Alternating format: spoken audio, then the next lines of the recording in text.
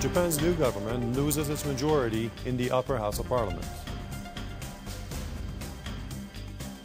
Srebrenica buries more victims 15 years after one of Europe's worst massacres. The American Psychological Association warns members against helping the CIA. Final preparations ahead of the World Cup final. The Netherlands will play Spain.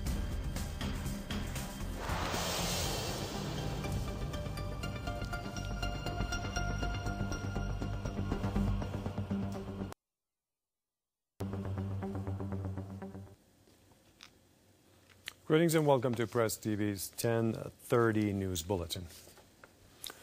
A major setback for Japan's ruling party of Prime Minister Naoto Kan. The Democratic Party of Japan, DPJ, and its tiny partner, People's New Party, have lost a majority in the upper house of parliament. It's just another blow to DPJ. The number of the seats DPJ has won is well short of a majority. This threatens the coalition government and raises the prospect of a hung parliament. The reverse could also thwart DPJ's ambitions to curb Japan's massive public debt. The Prime Minister Khan wanted to make this election about his plan to raise the consumption tax, and I think that almost universally this very poor performance by the ruling party is going to be attributed to the voters rejecting this platform. So I think that the ruling party is definitely going to probably put that policy on hold. And so he's going to have to recalibrate what exactly the policy of the ruling party is. The opposition Liberal Democratic Party says DPJ hesitated on the economic issue at the last moment. They had to talk about fiscal issues because they were the ruling party, but the nation figured out that this issue hadn't been properly discussed and agreed upon within their own party. Public support for the party rebounded when Kan took over last month, but it tumbled almost as quickly after he floated a rise in the sales tax to help rein in debt. The consumption tax will probably end up rising at some point, but before that happens, there are still things that need to be done. They weren't as good as I was expecting, so I'm somewhat disappointed. Threats from political partisanship aside, the result leaves Kan vulnerable to a challenge from inside his own party in the upper house. Despite the challenges, Kan says he'll stay on. He is already the 5th Prime Minister in just 3 years, in the world's second largest economy.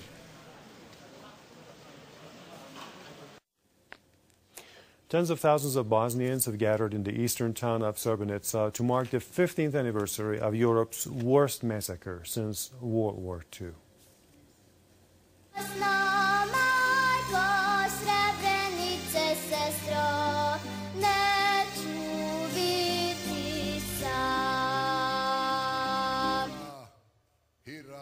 At a mass funeral ceremony, the remains of over 770 recently identified victims of the massacre were laid to rest. Their bodies were exhumed from mass graves in eastern Bosnia. The newly buried victims were just some of the over 8,000 Muslims killed by Serb forces at a UN-protected town in 1995. The atrocity has been described as genocide by the International Court of Justice. And now, 15 years after the massacre, Bosnia's president delivers this message from the victims' relatives. Članovima porodica žrtava genocida u Srebrenici pitajući kakva bi trebala da bude moja poruka ovdje. Svi, bez izuzetka, naglasili su istinu i pravdu, a niko nije spomenuo osvetu. I primio ih kao žrtvu patnje. 15 years after the end of the Bosnian War, Srebrenica, one of the 3 enclaves where the Bosnian Serb army planned and performed genocide against Muslims, is commemorating its victims. The massacre took the lives of over 10,000 Muslims, men, women, children and even babies.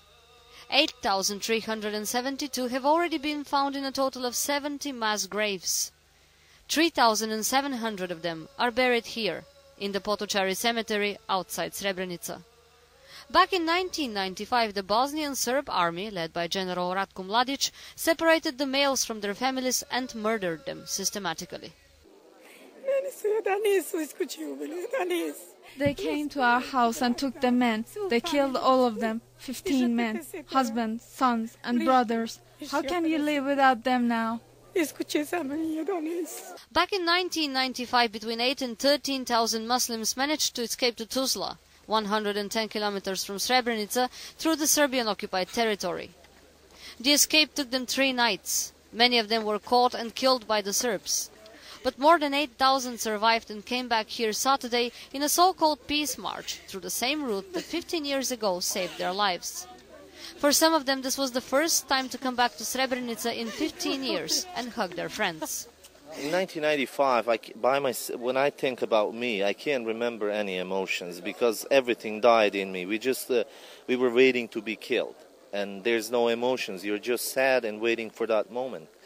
But when we hit the safe area for the first moment, the 7th day of our march, you had a chance to see that all of your family members are actually left behind, and the emotions were only sadness. That's it. 15 years after the massacre, mass graves are still being found around Srebrenica. The murdered are identified through a DNA analysis in the capital Sarajevo. On days like this, Bosnian Muslims do not seek revenge. Still, many of them made clear that they don't want to live together with those who 15 years ago caused them the greatest pain. 15 years after the largest genocide against Muslims in Europe, the wounds here in Srebrenica are still wide open. Wounds that would eventually stop bleeding, but will leave deep scars for generations to come. Eva Manasijeva, Press TV, Srebrenica, Bosnia. Well, really sad story there. Now, Jeff Steinberg, an investigative journalist from Washington, recounts the gross human rights violations that took place in the 1995 Srebrenica massacre. It was a horrible situation, and it was the beginning of the post-Cold War period, and the level of genocide was something that people, I think, naively thought was inconceivable so soon after the Nazi genocide. But again, the international community has at very best a mixed record, and the suffering of the Bosnian Muslims continues to this day. I don't think that anybody has done anything to really right the wrongs that were done at that time.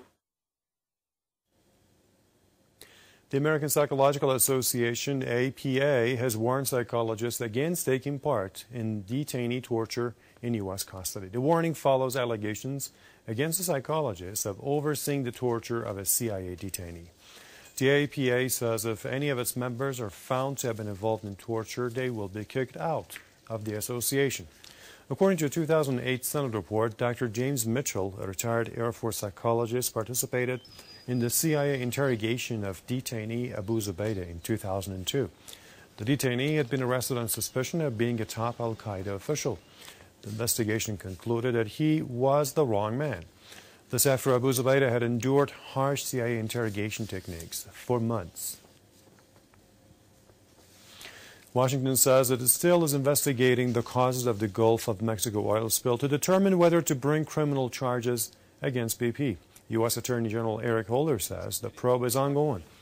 Holder says there is no timetable yet on whether any charges will be brought against the British energy giant. Last April, a drilling platform operated by BP exploded and cracked open a wellhead. Thousands of barrels of crude have since been pouring into the Gulf of Mexico. The spill has been called the worst environmental disaster in U.S. history. You're watching Press TV World News. It's now 10:39 p.m. here in Tehran. Let's take a look at Press TV headlines. Japan's new government loses its majority in the upper house of parliament. Srebrenica buries more victims 15 years after one of Europe's worst massacres. The American Psychological Association warns members against helping the CIA. And final preparations ahead of the World Cup final, the Netherlands will play Spain.